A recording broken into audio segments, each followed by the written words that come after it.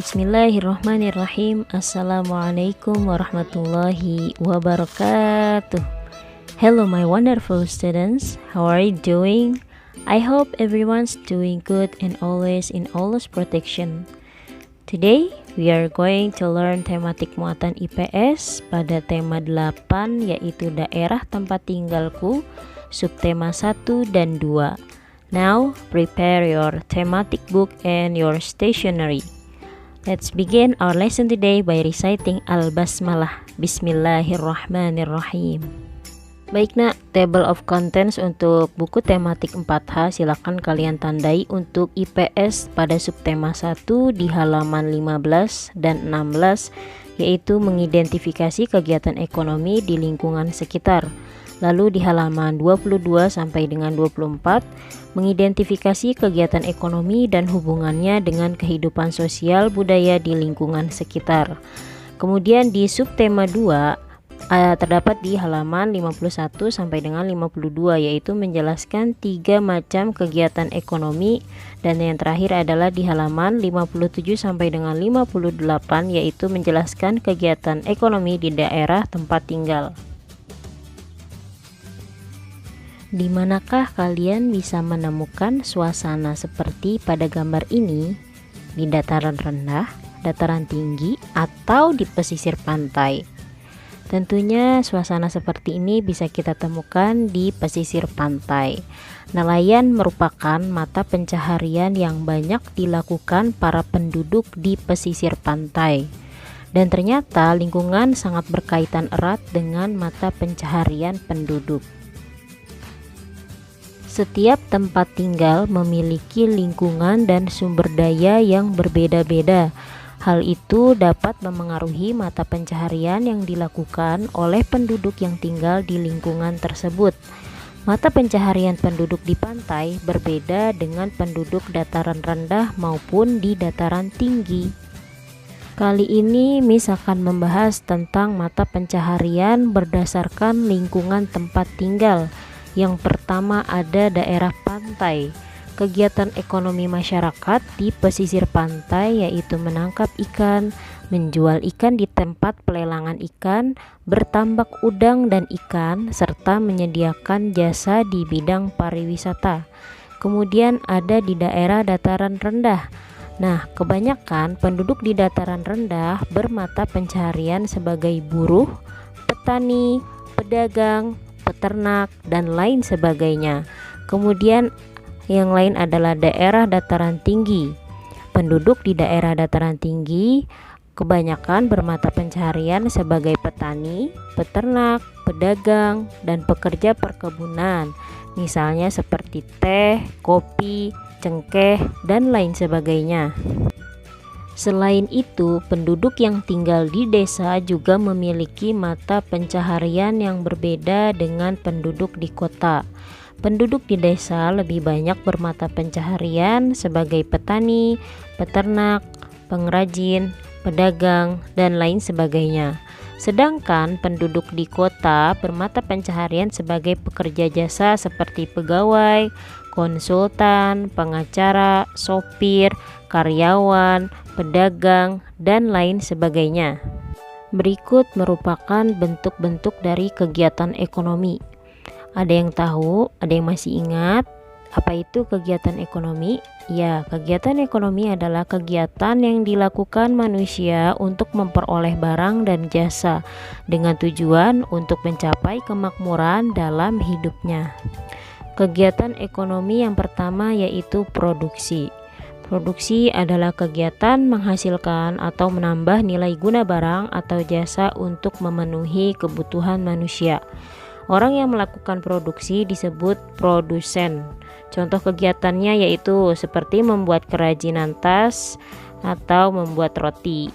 Tujuannya yaitu untuk memenuhi kebutuhan manusia untuk mencapai kemakmuran, meningkatkan keuntungan, menyediakan berbagai benda untuk memenuhi kebutuhan hidup. Kemudian kegiatan ekonomi yang kedua yaitu distribusi. Distribusi adalah kegiatan menyalurkan barang atau jasa untuk memenuhi kebutuhan manusia. Orang yang melakukan distribusi disebut distributor. Contoh kegiatannya seperti menjual tas, mengantar barang ke penjual, menjual beras, sayur mayur, dan lain sebagainya. Tujuannya dari distribusi yaitu menyalurkan kebutuhan manusia dari produsen untuk memenuhi kebutuhan hidup masyarakat. Dan kegiatan ekonomi yang terakhir yaitu konsumsi. Konsumsi adalah kegiatan yang bersifat mengurangi atau menghabiskan manfaat dan kegunaan hasil produksi, yaitu yang berupa barang atau jasa, untuk memenuhi kebutuhan hidup. Orang yang melakukan konsumsi atau pelaku konsumsi disebutnya konsumen. Contoh kegiatannya seperti membeli bubur untuk sarapan, membeli motor untuk dikendarai, dan lain sebagainya. Tujuannya yaitu memenuhi kebutuhan manusia untuk mencapai kemakmuran. Students, tadi kita sudah mempelajari tentang kegiatan ekonomi. Akan tetapi, tahukah kamu bagaimanakah alur kegiatan ekonomi dari barang-barang yang telah kita konsumsi sehari-hari? Nah, untuk itu, Miss akan membahas skema atau alur dari kegiatan ekonomi berikut. Yang akan kita ambil contohnya yaitu adalah nasi. Nasi adalah makanan pokok orang Indonesia sehari-hari ya. Nasi sebelum kita konsumsi dan kita dapatkan itu, dia melalui proses yang sangat panjang. Prosesnya pertama kali benih padi harus ditanam terlebih dahulu. Ditanamnya tentunya di areal persawahan oleh petani ya nak. Setelah padi tumbuh kemudian dipanen dan diolah menjadi beras. Petanilah yang memproduksi beras dan petani disebutnya produsen.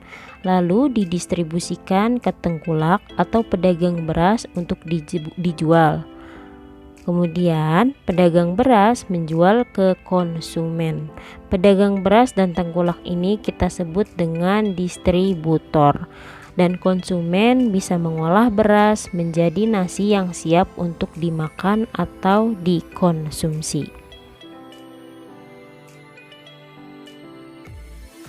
Indonesia memiliki begitu banyak daerah yang terkenal dari segi sumber daya alamnya yang melimpah maupun keindahan alamnya yang mempesona. Salah satunya adalah Kota Batu, terletak di Malang. Kota kecil ini dikenal karena keindahan alamnya yang sangat luar biasa. Kekaguman bangsa Belanda akan keindahan alam Kota Batu membuatnya dijuluki Swiss kecil di Pulau Jawa. Kota Batu hanya berjarak sekitar setengah jam dari Kota Malang. Di Kota Batu terdapat banyak sawah dan perkebunan. Untuk sektor perkebunan sendiri di Kota Batu banyak terdapat perkebunan jeruk, apel, jambu, pisang, dan sayur mayur. Setelah kalian mengetahui kekayaan alam maupun keindahan dari Kota Batu, amatilah kegiatan ekonomi yang ada di Kota Batu pada buku tematik 4H halaman 58. Dan anak-anakku silakan jawablah pertanyaan yang berkaitan dengan kegiatan ekonomi 1 dan 2 di buku tulis kalian masing-masing. Baik nak, untuk kaitan pembelajaran kali ini dengan kalamullah yaitu terdapat pada surah Al-Mulk ayat 15. Bismillahirrahmanirrahim. Huwallazi ja'ala lakumul arda dhalulan famshu fi manakibiha wa kulu mir rizqih wa ilaihin nusyur, yang artinya adalah dialah yang menjadikan bumi untuk kamu yang mudah dijelajahi, maka jelajahilah di segala penjurunya dan makanlah sebagian dari rezekinya, dan hanya kepadanya lah kamu kembali setelah dibangkitkan. That's all from me. I would like to apologize if there is a mistake. I hope what we have learned will be useful for all of us. Amin.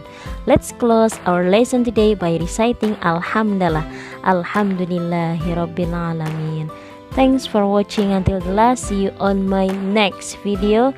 Stay safe and healthy everyone. Wassalamualaikum warahmatullahi wabarakatuh. Bye bye.